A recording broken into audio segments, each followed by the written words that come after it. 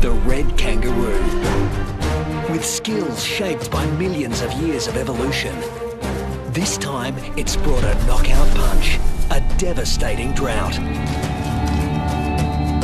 As thousands succumb to dehydration and starvation, one remarkable kangaroo may be on the ropes. Can he make it through hell on earth? Or is this one fight even the red kangaroo can't win?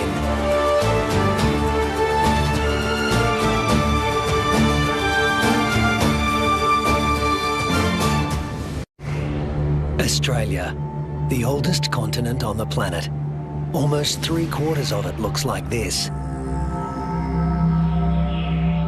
At its centre, it gets 5 inches of rain a year.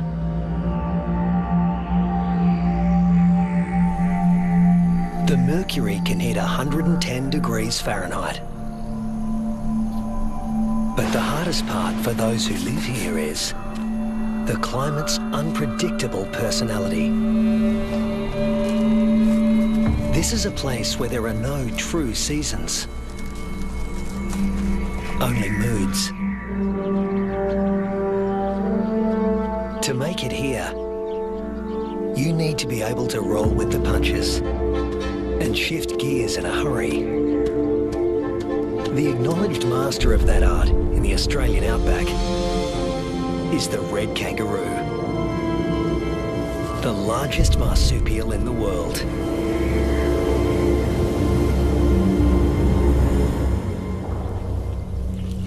Number 3 is the joey, who's spending some time suckling from outside the pouch and some out on his own in the big wide world.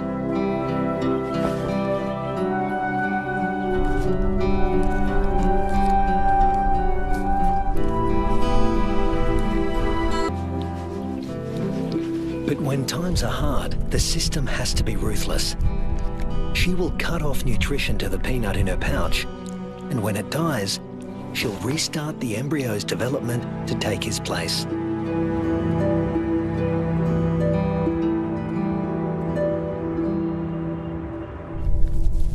Rusty's developing nicely.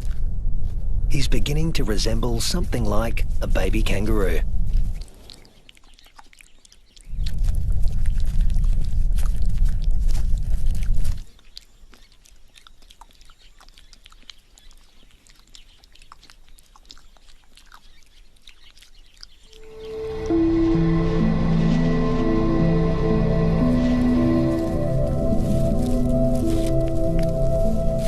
Now 3 months old, he can hear all the sounds of the world he'll soon be inhabiting.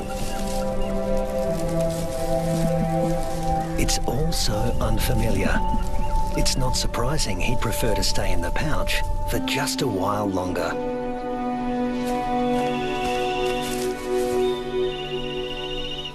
There's plenty of food around now, so Rusty's mum makes the most of the good grazing. She doesn't... But Rusty's not the only one in the neighbourhood with a serious set of legs. An emu, the biggest native bird in Australia, announces his arrival.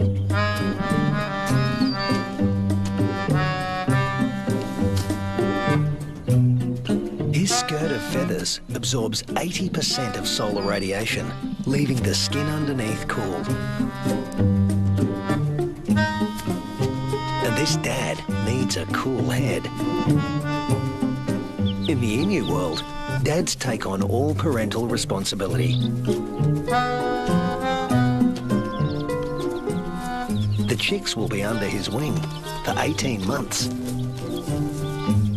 Not exactly the red kangaroo way. Males are pretty much deadbeat dads. They leave as soon as the young are conceived. Rusty also still relies on his mother for food and protection, so he tends to stay close. But apparently he's also got an independent streak. Maybe there's even more fun out there. Soon he leaves the rest of the mob and is in uncharted territory. Not a good place for a baby kangaroo to be.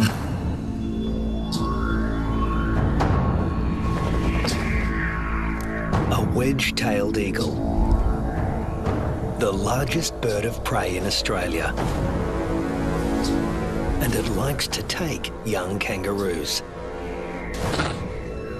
Mum realises she doesn't know where Rusty is. But the eagle does.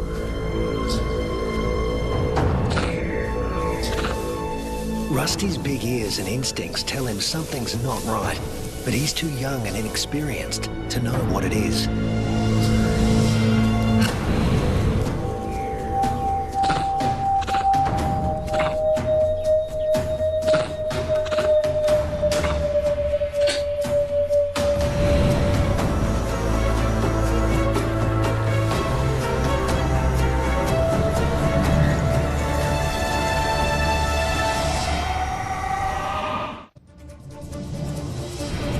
No sooner has Rusty left his mother's side than he's in trouble.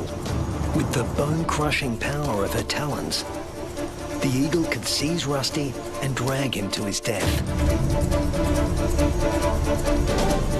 But suddenly, there's a flurry of panicked activity nearby. A rabbit is running for its life.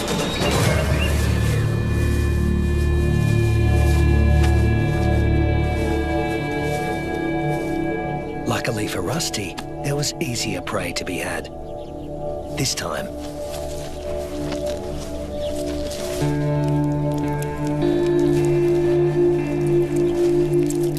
red kangaroos and wedge-tailed eagles share the same territory. And when the eagle has a chick to feed, the hunting never stops. More than 10% of the eagle's diet is kangaroo.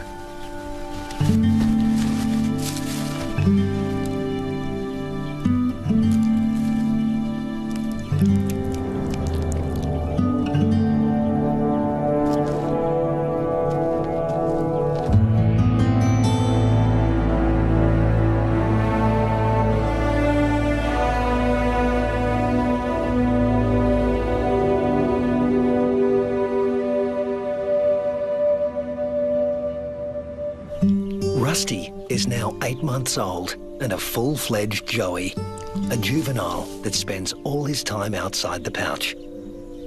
In a few months, he won't have Mum's milk to rely on anymore.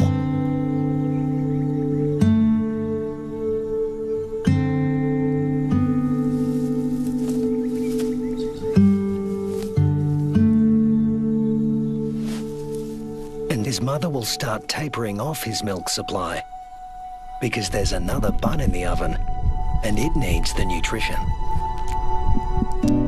Mum's body now produces 2 totally different types of milk. A more dilute one for his tiny sister and a richer one for him.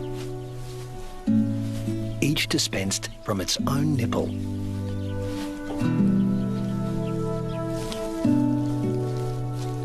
But males like Rusty are about 10% larger at weaning than the average female, and are heavy drinkers.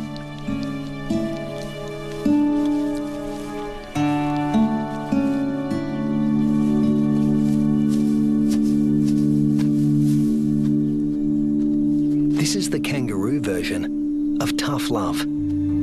Rusty's mother cuts him off completely. Her milk is needed elsewhere. Rusty is off to explore his wider world.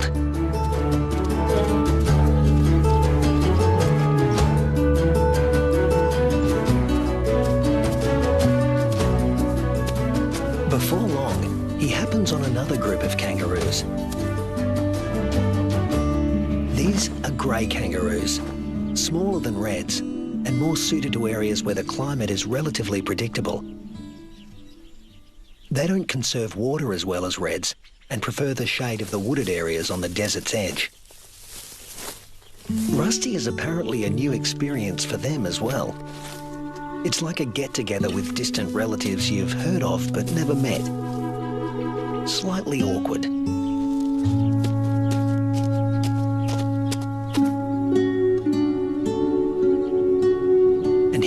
comes another branch of the family, wallaroos. Marsupials somewhere between red kangaroos and wallabies in size, who frequent the rocky outcrops looking for shade and water.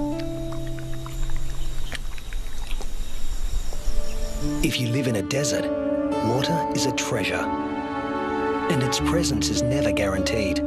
With no true seasons in this part of Australia, the only certainty is unpredictability. A waterhole is a gift from the heavens for many creatures. Emus, reds and wallaroos all gather to drink. But the relentless sun is turning the mud around the waterhole into clay, laying traps for the unwary. Rusty is not driven by the same intense thirst as his grey cousins. Reds have a kind of super kidney, which concentrates their urine, so they hold on to more water.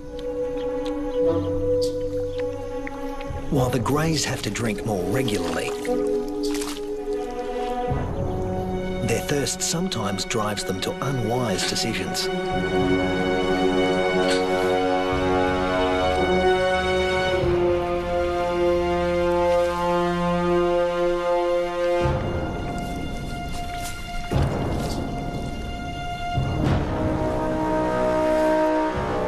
This young grey is in trouble, deep trouble, and he's drawing some unwanted attention.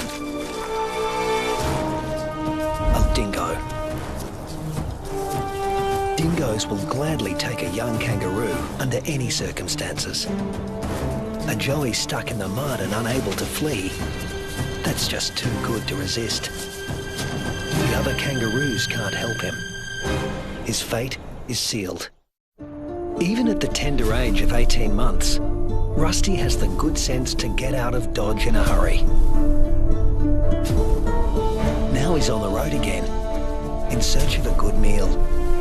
He's still an adolescent, and burning through energy at a faster rate than an adult.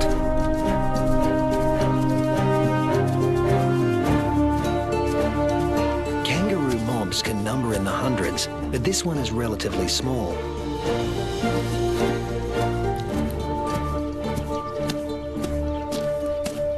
And Rusty's appearance on the scene has caught another male's attention. They're around the same size and the same age, perfect sparring buddies.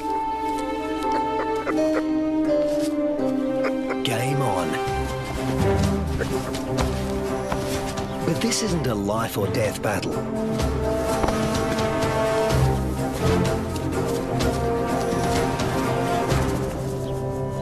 What they learn here will be crucial in later life, when the stakes are higher.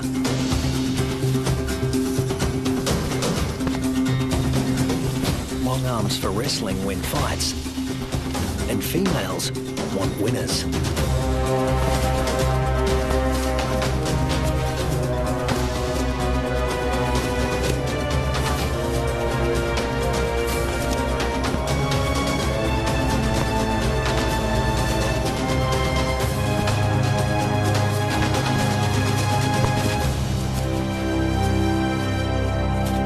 Rusty doesn't come out on top this time, but the boxing experience is invaluable. At this age, the learning curve for a kangaroo is steep and full of surprises. A sudden rustle in the dry grass spooks the gang he's hanging out with.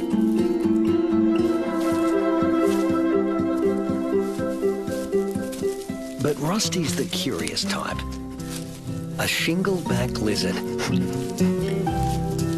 Heavily armoured and with a thick tail that looks a lot like its head. Thus its other name, the two-headed skink.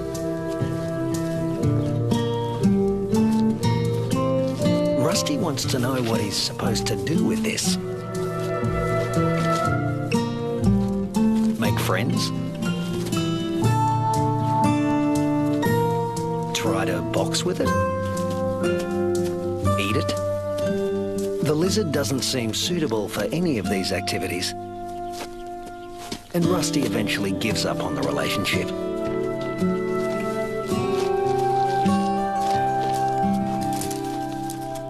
This part of the Central Australian outback has been hot and dry for weeks. The plants have been picked clean. When food sources dry up like this, red kangaroos are superbly adapted to survive. Still, even they can't live without water. But something is happening 100 miles away.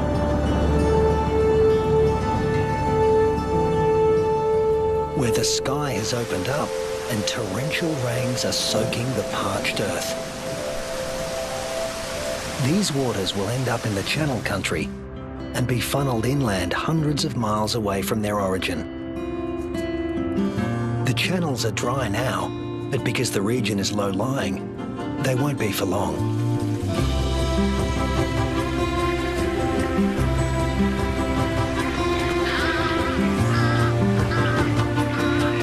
And what was once an arid wasteland begins to revive.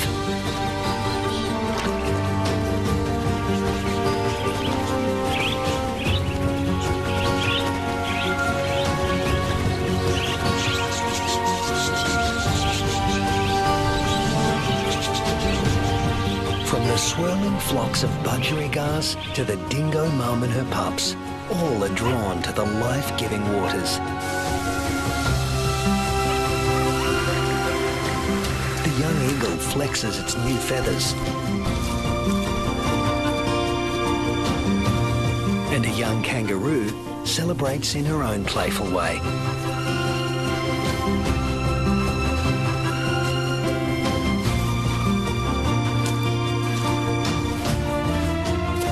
Emus are water guzzlers, and adults can drink up to 4 gallons a day.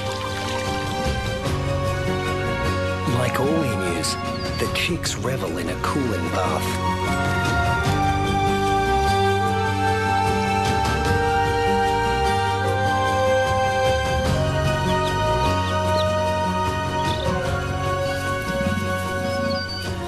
There are some 500,000 emus roaming around the outback, browsing on fruits and seeds.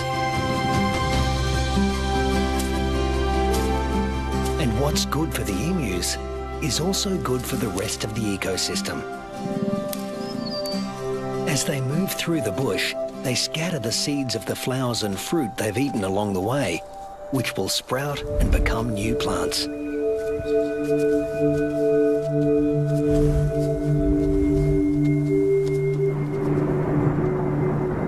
Turn into months. Get where they want to go. Unfortunately, sometimes, especially when they're inexperienced, they get someplace they really don't want to be.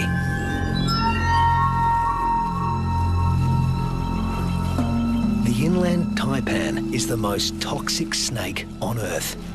There's enough venom in one bite to kill 100 full-grown men.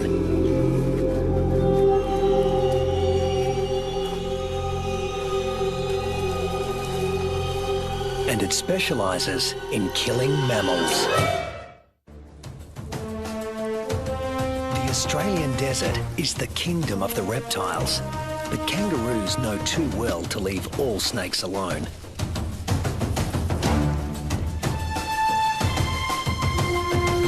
Brown snakes kill more humans than any other snakes in Australia.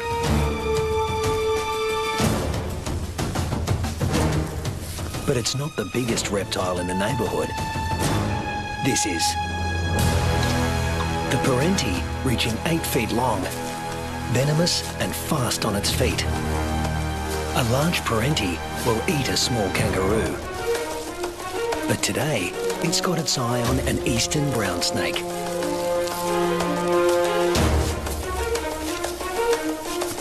The forked tongue of the parenti follows the brown snake's chemical scent trail and leads him to an abandoned burrow. A burrow with only one entrance. With a parenti in the picture, a sanctuary can easily become a death trap.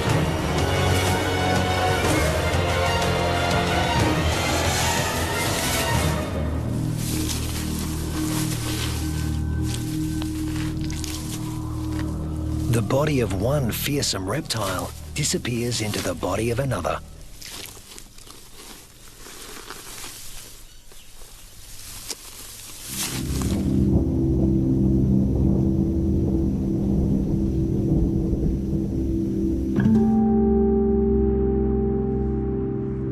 months roll on, and Rusty has grown in both size and experience. He weighs 150 pounds now and has dozens of sparring matches under his belt.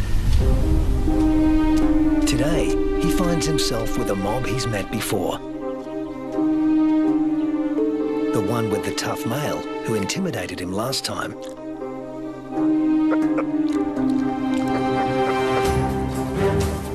But that was 5 years ago, and Rusty's not running away this time. Each tries to attack his rival's head. Each instinctively keeps his own head back out of range. Although highly ritualized, fights between dominant males can mean a future as king or a loner, depending on the outcome. Testicles can be retracted. Don't want those damaged. Rusty, with the darker fur, is putting up a good fight, but the alpha male is more experienced. The females don't care who wins, just so long as he's got good genes. But Rusty is younger than his opponent and in top fighting form.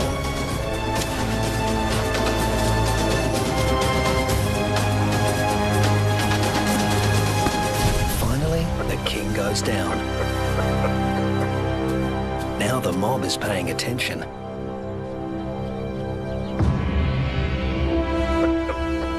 Rusty's the top male now, and to the victor go the spoils.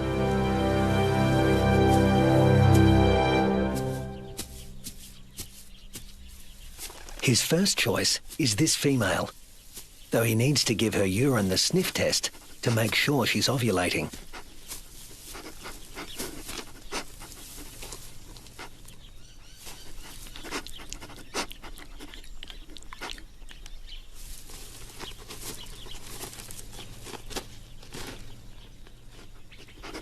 She's ready. But Rusty has only a brief window of opportunity. She may only be receptive for a matter of hours. Better get to it. Mating doesn't take long, or wouldn't if there were only one female to consider.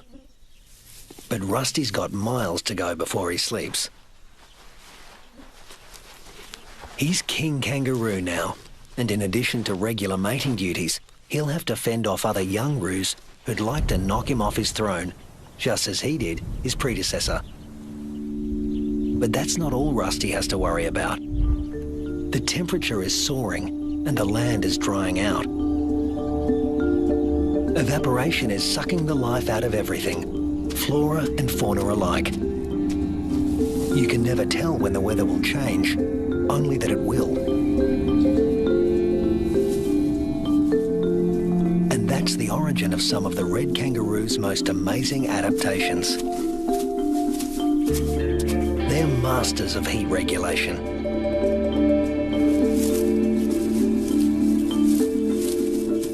The fur on their backs reflects about 30% of incoming heat and keeps their skin cool, the blue parts of this thermal footage.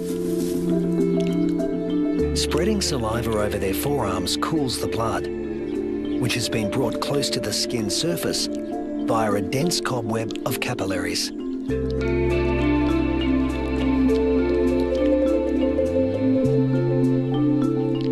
With temperatures simmering above 100 degrees for over a week, a third of the males have already become infertile.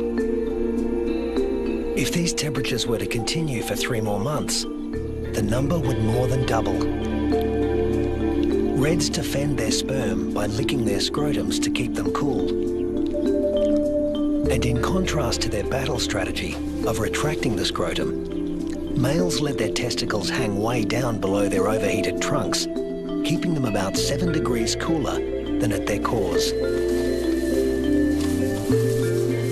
The sand, even a few inches down, is cooler than at the surface. Red kangaroos dig until they reach cooler soil, and then,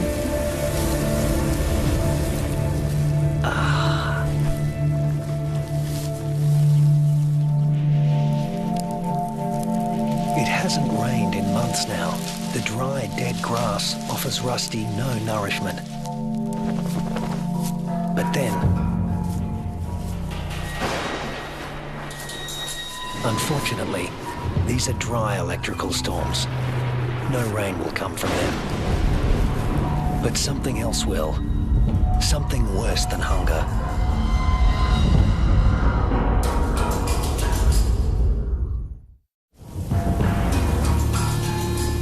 Lightning has ignited the dry grass of the outback.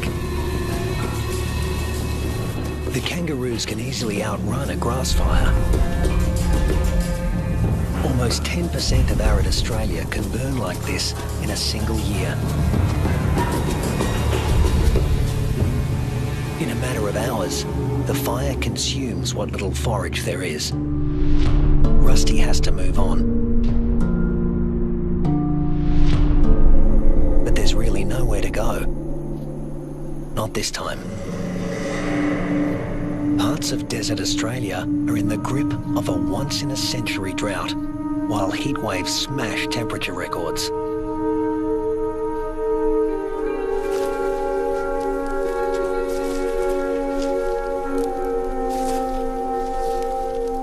Nothing that lives here has ever experienced anything like it, Rusty included.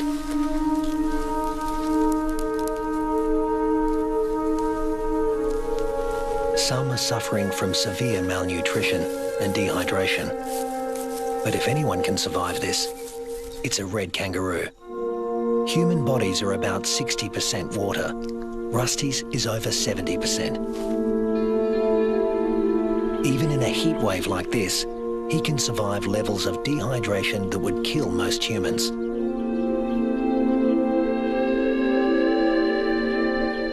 Reds only sweat when they're on the move. At rest, they pant, which uses less water than sweating.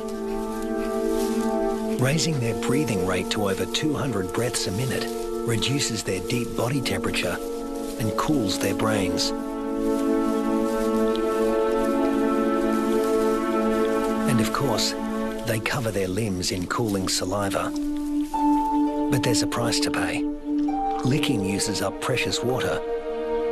If the drought continues much longer, this form of cooling will be too costly. The kangaroos stay under whatever shade they can find. When times get this tough, females switch off their milk supply. Maternal instinct is strong, self-preservation is stronger.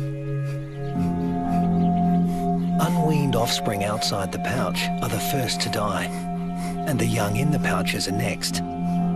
As it dies, the female reactivates her waiting embryo, but if the drought persists, it too will die, and she will stop reproducing altogether. Even Rusty, one of the strongest, is in trouble. In these conditions, the males are the first to succumb, especially the largest, who, like Rusty, need more food.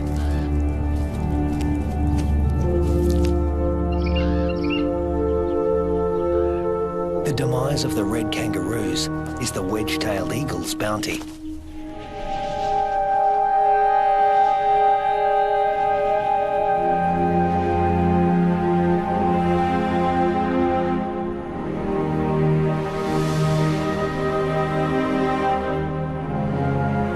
And it's not just the kangaroos that are suffering.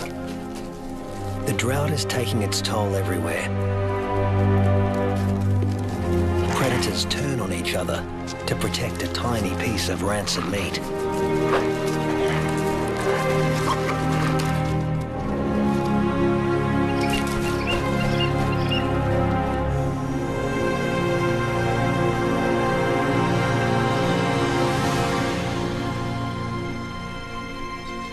This is the last remaining waterhole.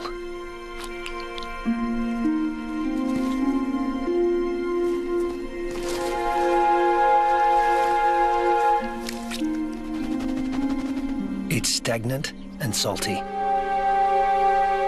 Ordinarily, the animals would never drink this water.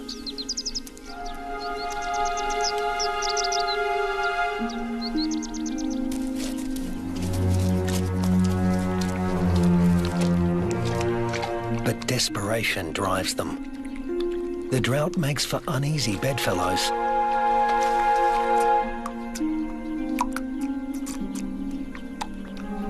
This is a sign of things to come. Heat waves in Australia are becoming hotter and more frequent.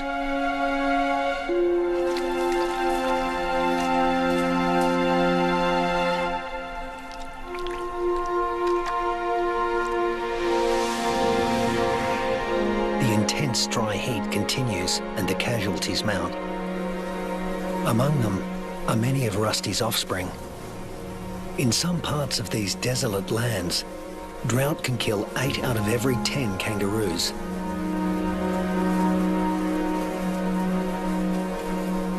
But Australia's desert inhabitants are a resilient bunch. After all, these may have been the hottest temperatures for the last 100 years. But these species have successfully weathered the climate for tens of thousands of years.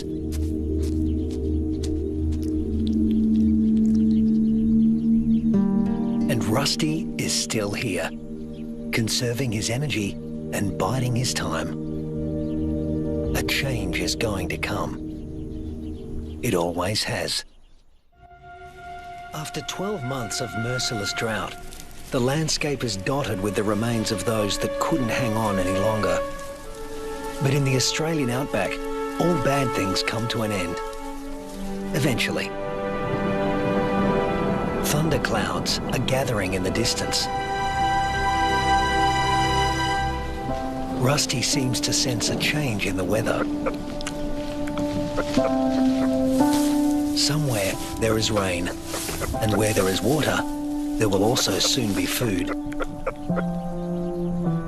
He just has to get there.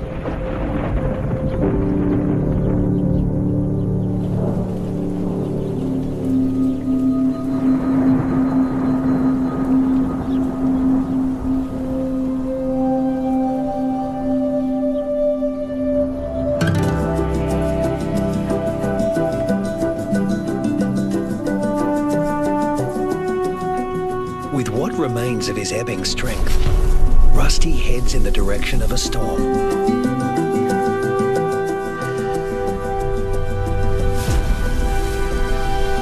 As do the other red kangaroos that have made it this far.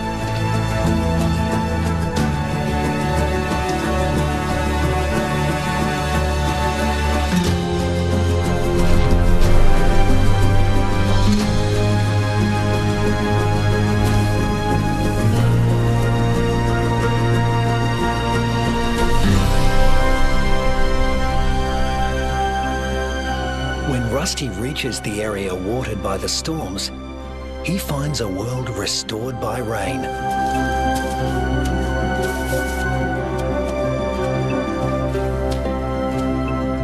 Plenty to eat, plenty to drink. You can almost see the relief and joy in their hopping.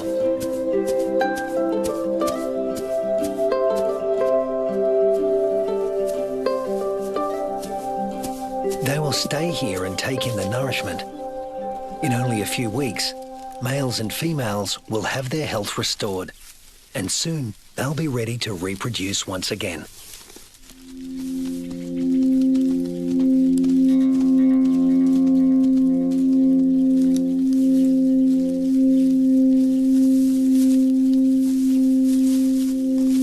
But before that can happen, they have to make it through this.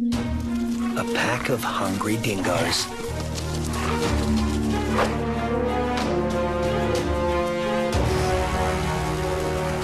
Hunting in a pack more than doubles a dingo's success rate. Normally, they'd go for the weakest kangaroos in the group. But a pack of this size can take down something bigger. Something like Rusty.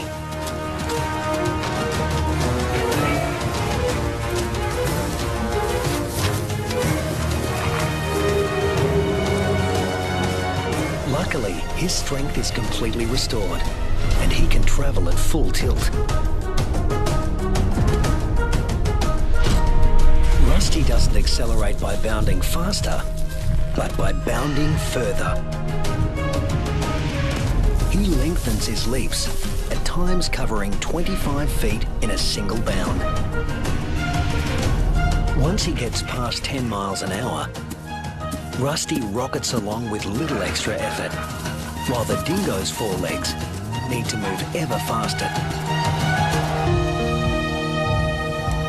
Now hitting 25 miles an hour, Rusty's only using about half of the energy the dogs are putting in.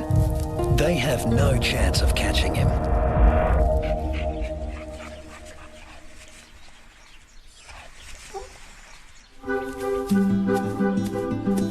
Now Rusty can turn his attention to replacing the offspring lost to the drought.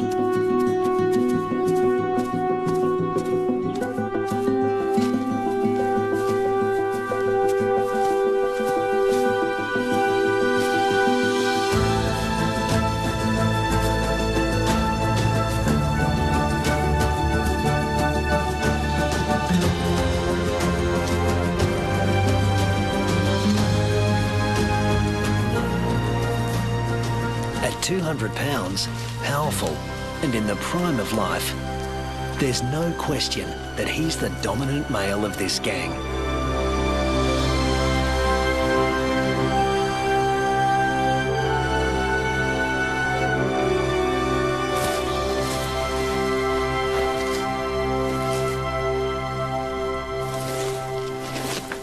The young he fathers will need an advantage to survive a world as harsh and unpredictable as this one.